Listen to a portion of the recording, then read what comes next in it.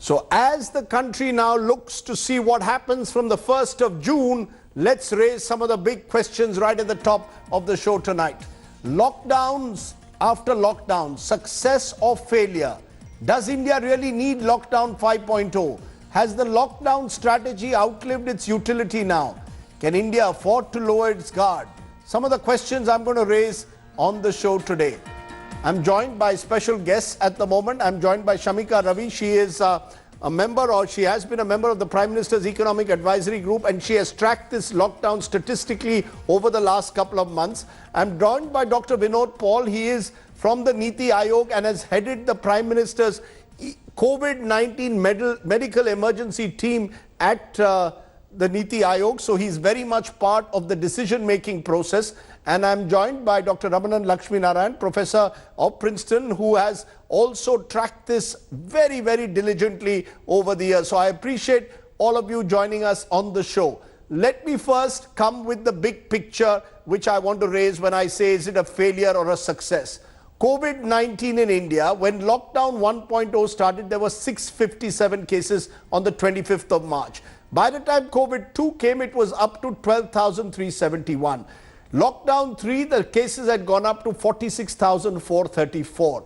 Lockdown 4, 1,03,26.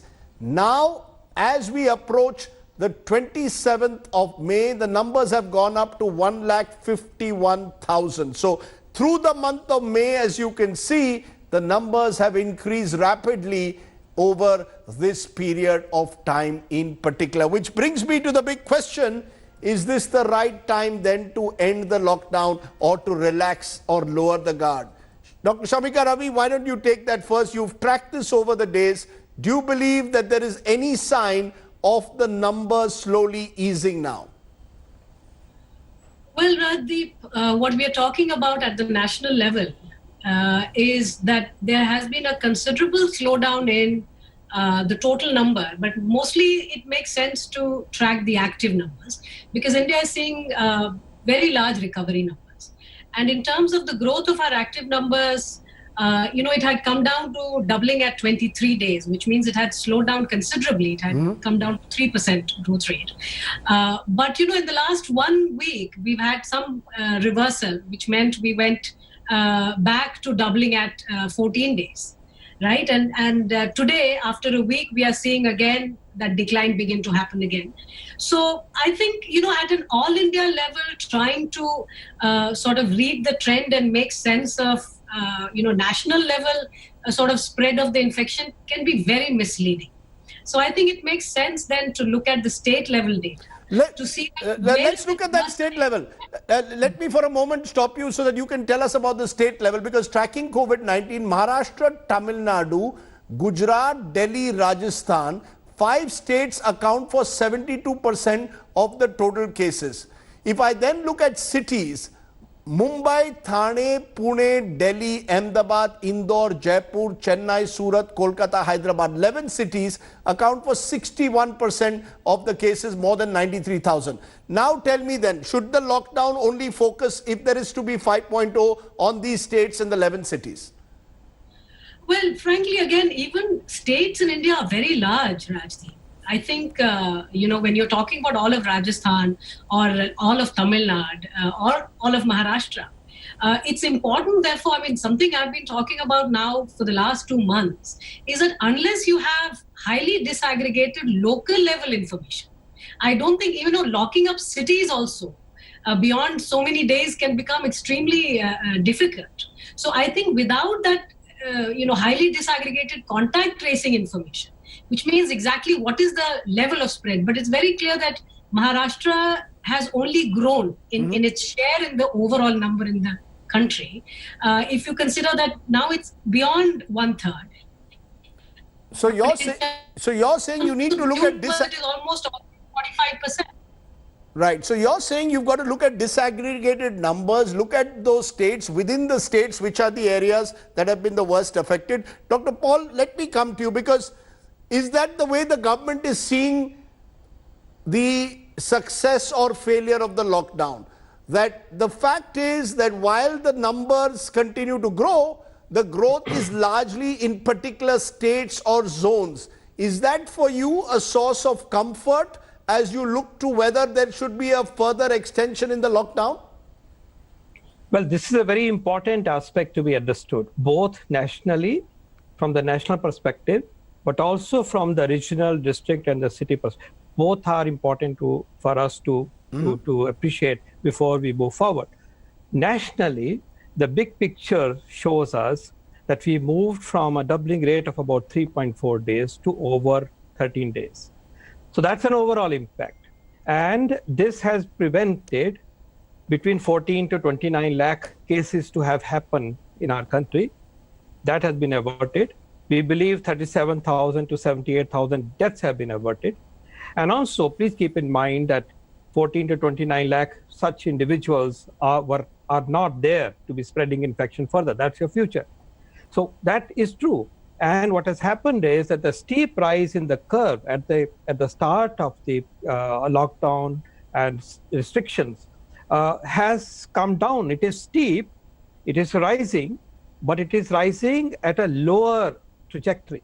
Now, this is a fact, and this must therefore be appreciated when we look at how the restrictions, including lockdown and all other strategies, have worked.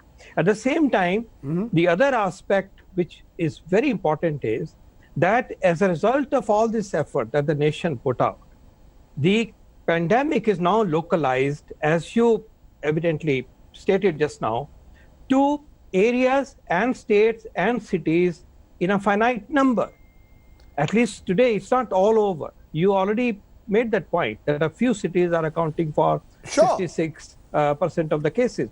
10 states account for 90% of the cases. So that one part is that there is an overall impact in terms of less number of infections, lower mortality. At the same time, there is localization of infection as of now. And of course, health system preparedness has taken place. That's another aspect. So this must be borne in mind as we move forward. And indeed, if India is to be seen as a large subcontinent, let's say Europe, you don't shut down Luxembourg if the problems are in Norway. So this will be borne in mind. This is one way of looking at it. But then there can be generic issues at times that have to be addressed. All these approaches, all these thoughts, all the scientific evidence, and the practical experience will be kept in mind once. But you're giving us a potential news point. You're giving us a potential news point as someone who's involved in the decision-making strategy. You're telling us that it is possible that you could have much more localized lockdowns this time. But let me just remind you, Dr. Paul, on April 24th, you had made a presentation that India would see a decline in new coronavirus cases by May 16th. From May 3rd, India would hit its peak, adding daily new cases at a little above 1,500, and this would drop to 1,000 cases and then down to 0 by May 16th. That hasn't happened. So is there a fear that anything you project today may not materialize 1 month from now? Is that a concern? That's why nobody is projecting. Even on that day, there was no projection. What it was stating was based on the behavior of the virus spread and the epidemic characteristics, we were seeing a pattern of slowing down of a certain nature, and a provisional judgment was being made in public, and this data was in public. And of course, things didn't go that way. We had problems, particularly in some cities. We moved in a different way. So I think the business of projections is very dangerous. We are learning several things about the pandemic. And remember, this pandemic has two major characteristics or two major variables. One, there is a certain behavior of the virus that probably moves in a mathematical way. It infects a certain number of people, but we don't know how it does so in India. We are just looking at data from other places. We are still learning so much. Whole world. The second part is that the final trajectory is not the decision of the virus. How we create headwinds to stop the virus spread, how much we are able to succeed by way of social distancing, mask, other precautions that we take, that determines the final trajectory. Now, the virus equation is known to some extent to the epidemiologists, but how we mount our response, a counter response at the population level, at the district level, at the Zilla, is something which is not easy to put in the equation. So you are learning, you are making decisions, you are modifying, and you are humble enough to say that, look, let's be ready for the worst, the best, and be prepared in a very rational way as we move forward. Let me bring you in also then, Dr. Lakshminarayan, because you've been from day one saying that the numbers are going to go up, that is something you're going to have to live with, which then brings us to the theory that if we want a lockdown 5.0, how does that reconcile with the idea of living with the virus? Do you believe that stage has now come, where as the numbers suggest, they are localized, they are focused on certain states, we've just got to live with the virus?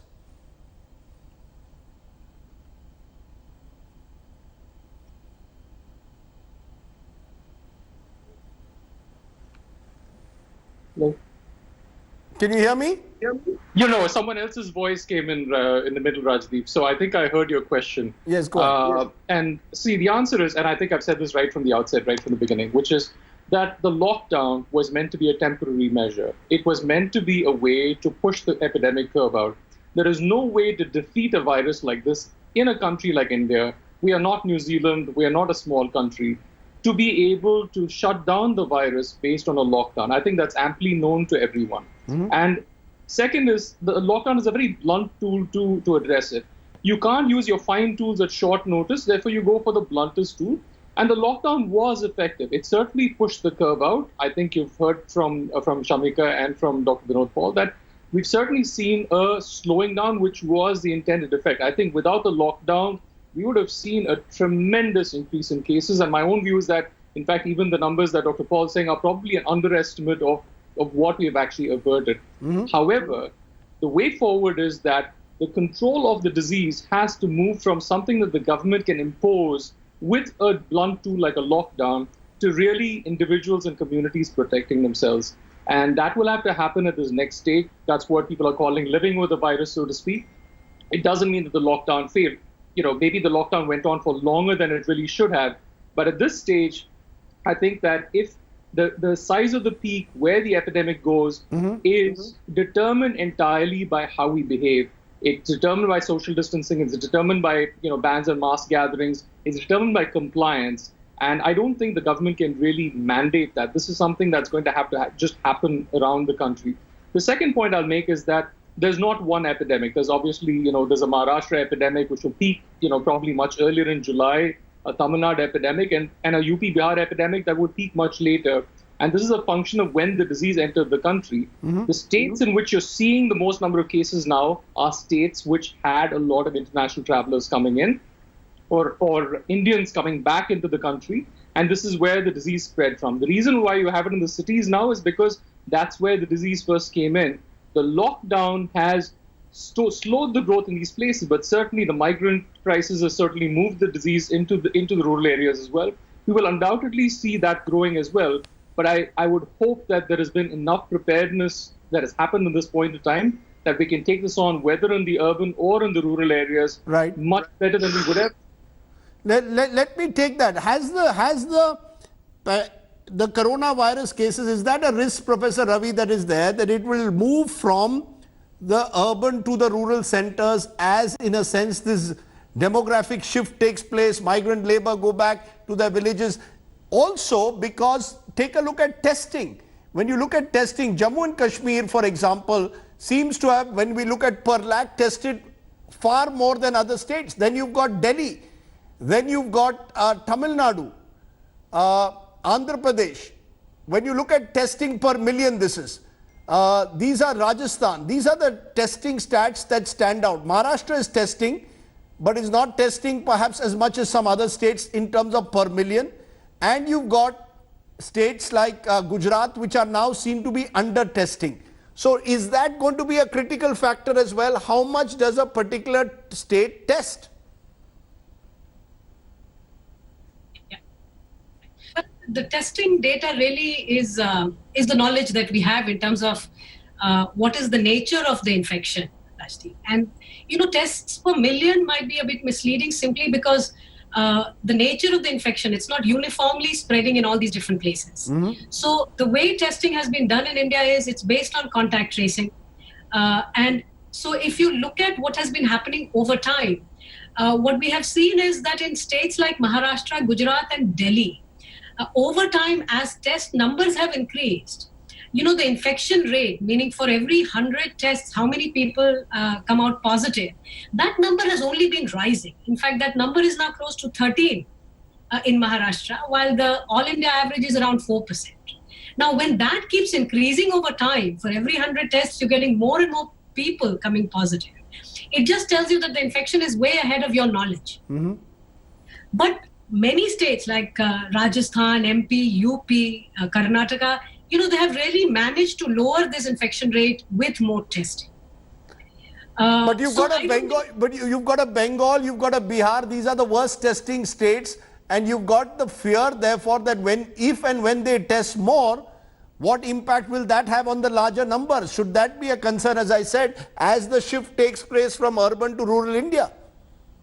Well, yes, in Bihar and Odisha in particular, though the overall numbers aren't, Bihar is now very close to Andhra Pradesh in terms of the overall number. And speaking of numbers, one other state which is similar to Bihar and Andhra Pradesh is the state of unknown, which means we don't know where these odd 3,000 people cases are from.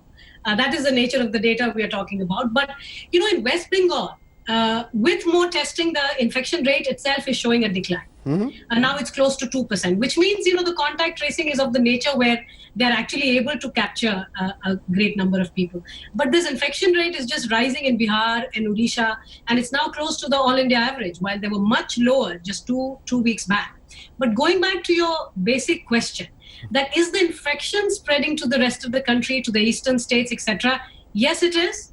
But still predominantly almost 2/3 of the new cases are still coming from the hotspots, which means while the infection is spreading elsewhere, it's not as big as if you were to compare it with the increase in numbers within Maharashtra, Tamil Nadu, Gujarat, and Delhi.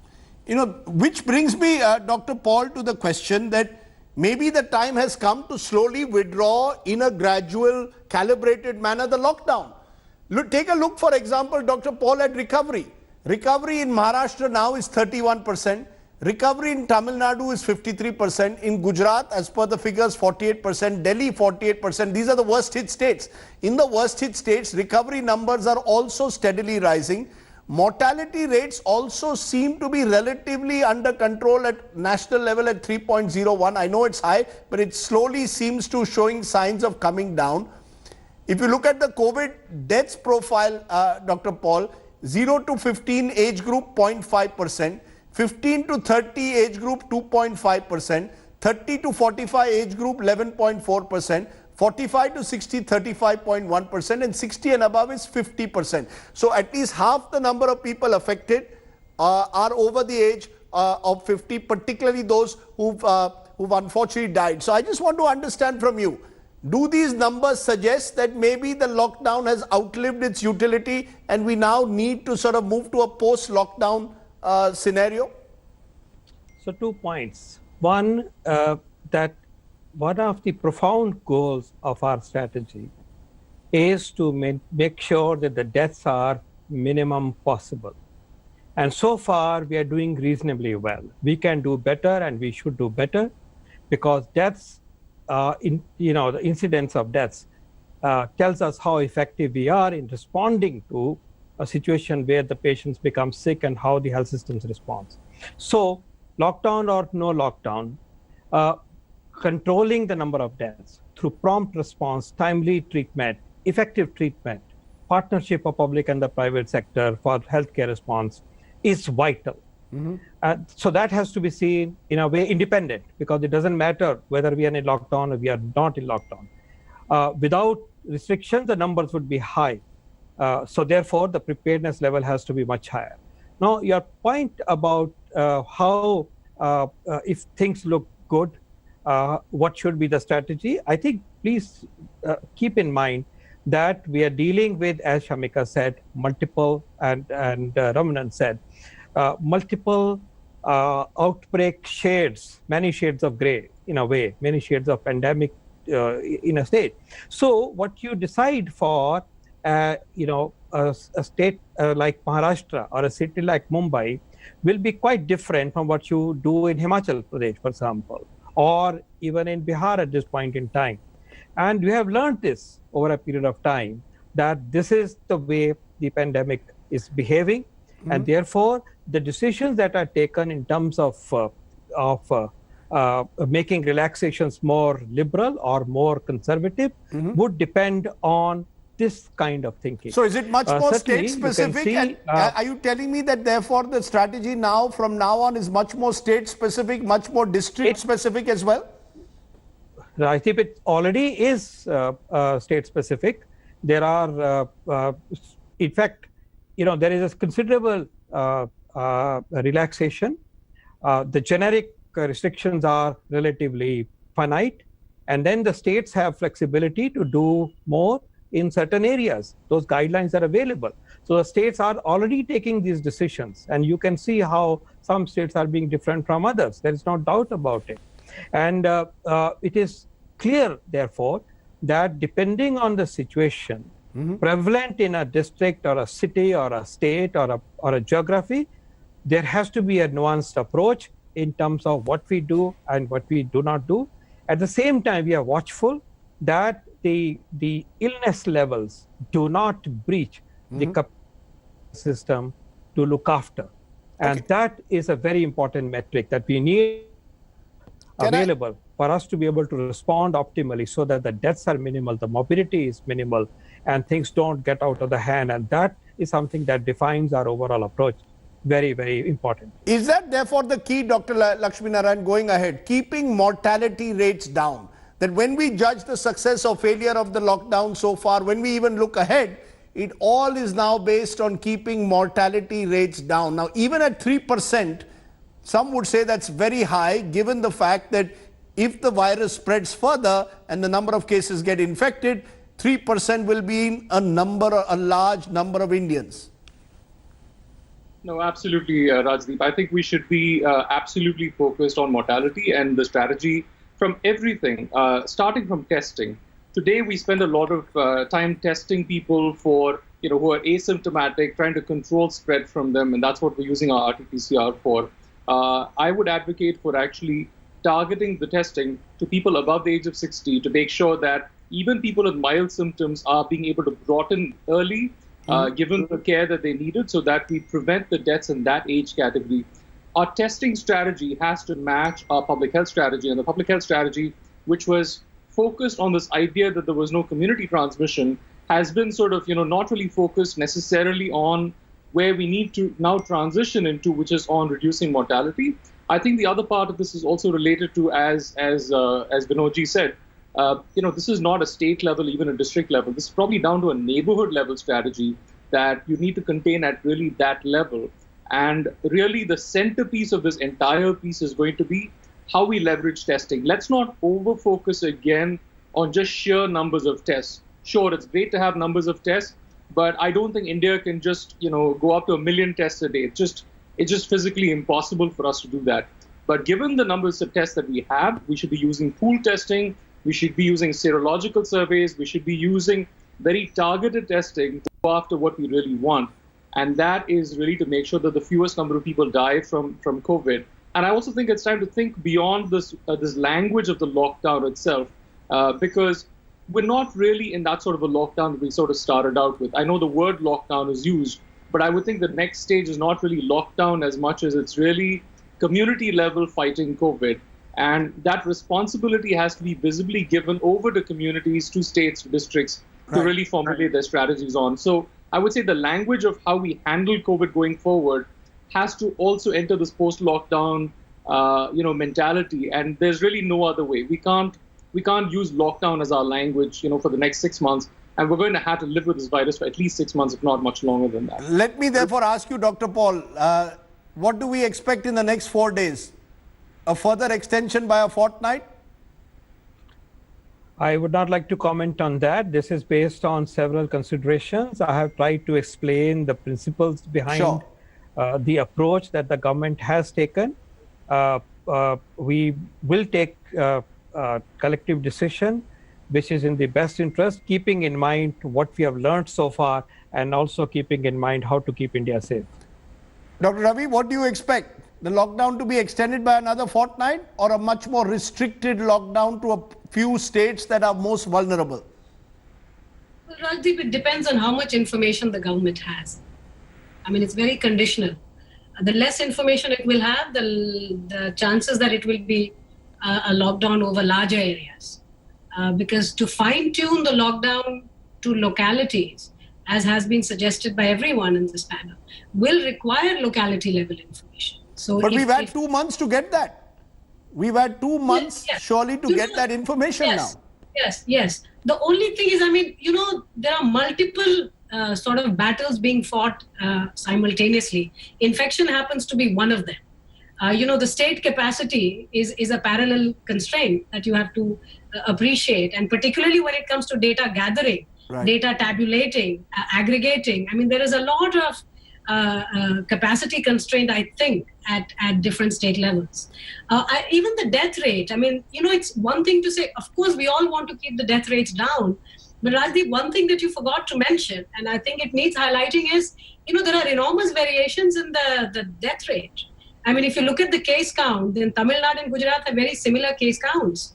But Tamil Nadu has almost 1/8 the number of deaths as Gujarat, and now Maharashtra has the largest death rate. So, you know, I'm just thinking that state capacity here and the public health infrastructure in the states will eventually determine the kind of preparedness that states are going to feel comfortable either lifting the lockdown or without it. I think just maintaining the lockdown in some form. Okay, let's leave it there, because clearly what I wanted today was to keep the politicians out, to try and analyze exactly what's the road ahead and what we've really been able to achieve so far with the lockdown by looking at the hard numbers. I appreciate my three guests for joining me here on the news today. Thank you very much. Hello everyone, this is Rahul Kamal here. Hope you enjoyed this video. For the latest news and analysis, like and subscribe the India Today YouTube channel, and don't forget to press the bell icon to stay updated.